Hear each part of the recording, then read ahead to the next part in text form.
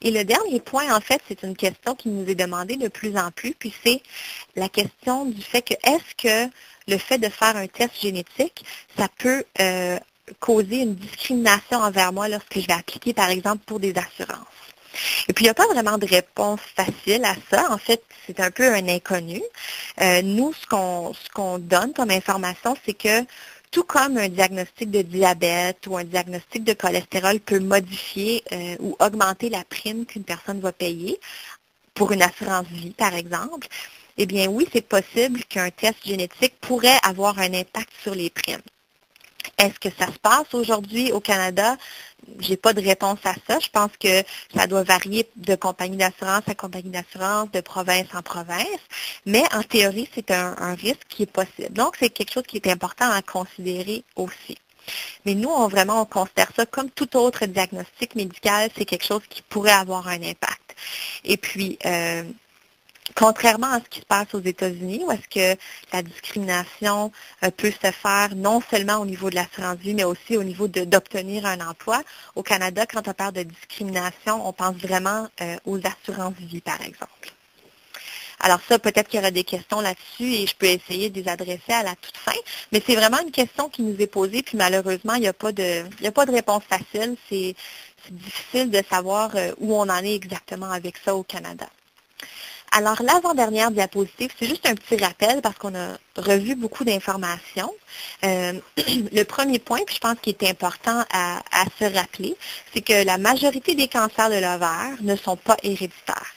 Donc, c'est sûr que la première chose pour laquelle on va s'inquiéter après un diagnostic, c'est souvent pour la famille. Qu'est-ce que ça veut dire pour mes enfants, pour mes filles, pour mes sœurs?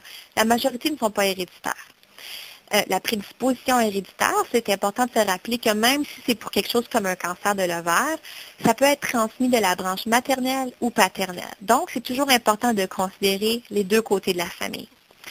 Le troisième point, l'analyse génétique va idéalement débuter chez un cas index. Donc, une personne qui n'a pas de cancer elle-même peut venir à la clinique pour de l'information, pour des recommandations de suivi, mais s'il y a un test génétique qui va être fait dans sa famille, idéalement, on va le faire chez le cas index.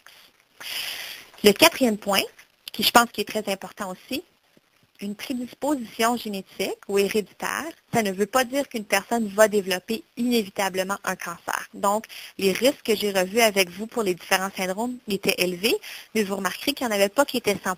Donc, ce n'est pas inévitable, mais si on sait qu'une personne est à un plus haut risque, on peut offrir un suivi qui est plus spécifique. Et donc, le dernier point, il existe des recommandations de suivi qui sont revues par différents groupes dans le monde et qui sont très spécifiques pour les différents syndromes. Et donc, lorsque c'est approprié, ce suivi-là va être recommandé pour une personne à risque. Et il y a aussi des options ou des stratégies afin de réduire le risque qui sont disponibles. Alors, en fait, la dernière diapositive, que je voulais revoir avec vous, c'est simplement où obtenir plus d'informations. Parce que, bon, c'est sûr qu'en 40 minutes, on ne peut pas tout revoir. Et puis que peut-être que la discussion qu'on a ce soir, ça fait juste, en fait, développer d'autres questions. Alors, à ce moment-là, ce serait important d'essayer d'obtenir des réponses à ces questions-là. Donc, possiblement de venir pour une consultation en génétique ou de trouver quelqu'un qui peut répondre à ces questions-là pour vous. Donc, je vous donne 3 ressources ici. Premièrement, votre médecin de famille, si vous en avez un, votre médecin traitant, votre oncologue, par exemple. Vous pouvez lui en parler et possiblement demander une consultation dans un service de génétique. Il y a aussi le site de l'Association canadienne des conseillères en génétique. Donc, je vous ai marqué l'adresse web. Et puis, il y a une section sur cette page web-là qui s'appelle « Trouver la clinique génétique la plus près de chez vous ». Alors, vous indiquez votre province, votre ville et il vous trouve la clinique la plus proche. Et la majorité des cliniques de génétique acceptent des autoréférences. Donc, ça, c'est lorsqu'une personne appelle et demande de se faire voir en génétique, donc sans consultation de son médecin. La plupart, à ma connaissance, acceptent les autoréférences.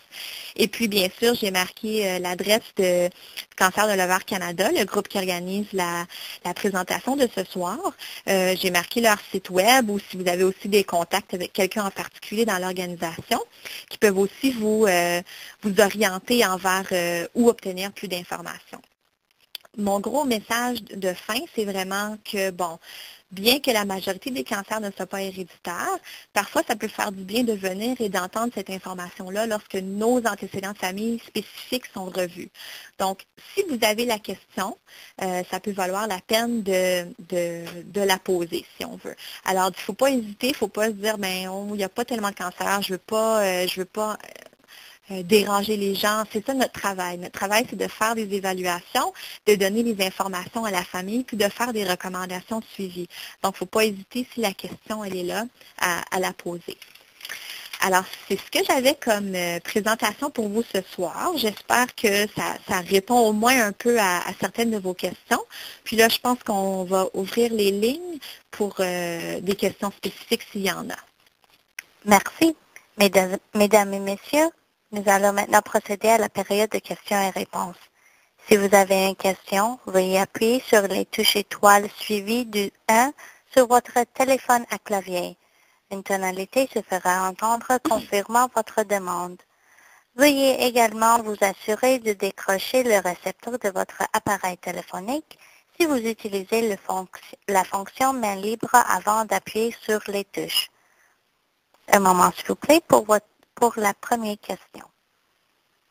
Ben, pendant qu'on attend, moi j'ai lu aussi qu'en termes d'hérédité, à part les Juives, Ashkénazes, puis aussi les Islandaises, il y aurait peut-être aussi une région au Québec là, qui serait aussi plus prône à avoir des cancers héréditaires. Est-ce que c'est bien le cas ou non? Bien, en fait, c'est pas exactement ça. Donc, c'est sûr que oui, pour certaines maladies génétiques, il y a certaines régions du Québec qui sont considérées comme étant plus à risque. Puis ça, c'est à cause d'un effet qu'on appelle l'effet fondateur. Donc, c'est parce que la population a été fondée par un petit groupe de personnes initialement, quand ils sont venus de la France, si on veut. Mais quand on parle de cancer héréditaire, en fait, c'est pas nécessairement qu'il y a certaines personnes ou que c'est plus haut risque pour certains groupes, mais c'est que, en fait, quand on a une personne canadienne-française devant nous qui vient pour un test génétique, au lieu de lire le gène au complet, en premier, on va chercher certaines mutations spécifiques parce qu'on sait qu'il y en a qui sont plus communes dans la population canadienne-française. Donc, c'est pas nécessairement qu'ils sont plus fréquentes, mais c'est vraiment que s'il y a une mutation, c'est plus probable que ce soit une de celles-là parce que, si on veut, à quelque part, on vient presque tous du même ancêtre. Donc, c'est sûr que si on a une femme qui vient nous voir avec la question est-ce que mon cancer de l'ovaire peut être héréditaire et que cette femme-là, elle est canadienne-française, si on lui offre un test, en premier, on va rechercher ces mutations-là parce que c'est là qu'on a le plus de chances de trouver quelque chose s'il y a quelque chose. Alors, je ne sais pas si ça répond à la question. Ce n'est pas nécessairement que c'est plus commun, mais c'est que, si on veut, le type de test qu'on va faire va être un peu plus spécifique à cause de l'ethnicité de cette personne-là. Ah, merci. De rien. Nous sommes en question de Jacqueline Vaillant. Veuillez procéder. Oui, bonsoir Nadine. Bonsoir. Je voudrais savoir, à titre de prévention, quels sont, en tout cas, je me suis posé la question, quels sont les moyens qu'on ne pourrait pas mettre de l'avant au niveau médical, à savoir si à chaque fois qu'on fait faire une prise sanguine et qu'on demande le marqueur tumoral, le CA125, accompagné d'une échographie endovaginale, ne serait-ce pas des moyens de prévention? Bien, en fait, oui, ce sont des moyens de dépistage, si on veut, et de prévention. Oui, absolument. Puis c'est dans les choses qu'on recommande. Donc, si une personne a des antécédents de cancer de l'ovaire ou a une mutation dans sa famille ou des antécédents de cancer de l'ovaire dans sa famille, c'est le genre de choses qui vont lui être recommandées. Donc, dans les recommandations spécifiques, donc je parlais qu'on va faire pour les individus, c'est ce genre de choses-là. Donc, les échographies endovaginales, donc ça, c'est l'échographie qu'au lieu de le faire sur le ventre, ils vont passer la sonde par le vagin pour vraiment bien aller visualiser les ovaires. Et puis, il y a aussi le fameux marqueur, le CA125, qu'on va aussi offrir chez les dames qui sont considérées plus à risque. Oui, absolument. OK, mais est-ce qu'on ne pourrait pas, si on ne peut pas avoir une échographie endovaginale, est-ce que lorsqu'on fait un bilan sanguin annuellement, on ne pourrait pas, le médecin de famille ne pourrait pas, mettons, demander le CA125? Parce que comme c'est un marqueur tumoral, s'il y a quelque chose qui est détecté, on pourrait pousser plus loin OK, vous voulez l'enquête. dire comme... Est-ce qu'on ne peut pas faire ça systématiquement? Oui, l'offrir chez tout le monde. En fait, c'est Oui. une très bonne question, puis je ne suis pas certaine si je suis la bonne personne à le répondre. Je suis sûre qu'il y a d'autres raisons que celles que je connais pourquoi ça n'est pas fait. Je pense que une des raisons, c'est que, bon, le fameux, le CA125, c'est un marqueur qui est plus ou moins spécifique et qui peut être élevé pour toutes sortes d'autres raisons.